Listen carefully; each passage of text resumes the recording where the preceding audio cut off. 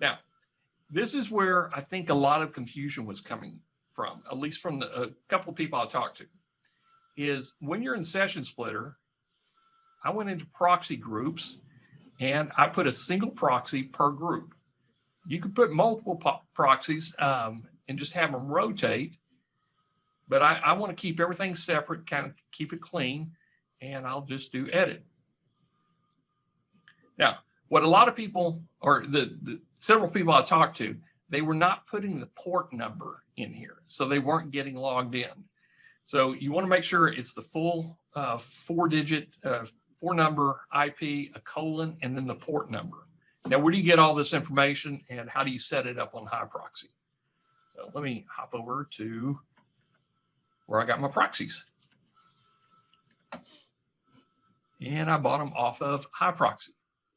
Now, these are a little bit more expensive. They're residential static proxies. They're about $3 per proxy per month. So I'm going to go into my services, and I don't need a VPN because that encrypts everything going across a proxy. So I just want my proxies, and of course, I need to log in again. Now, here's my 5 proxies, username, password. I don't even use this. What I set mine up is I authenticate through my IPs. So this is my remote server, this is my office IP, and this is my home IP.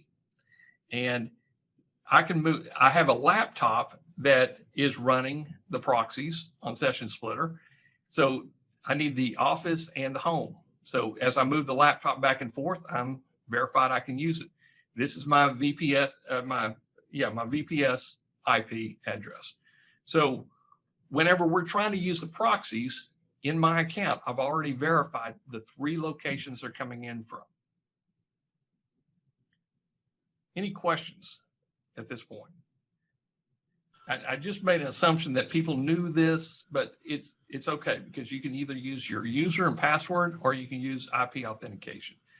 Now, I'm setting this up to scale in that I'm going to be able to pass off my remote server to somebody in the Philippines, and they can run during their operating hours. It's probably going to be when I'm sleeping, and vice versa. So they'll be able to hop onto my VPS from about 8 p.m. to 3 a.m. in the morning, and they'll be using my remote VPS, the Session Splitter on that account. So everything's kind of covered right now. Now, as I add more VAs, I will probably take off one of these IPs and put a new VPS in there that will just dial into a VPS. Okay. So every proxy service that you get, they will have some type of authentication option.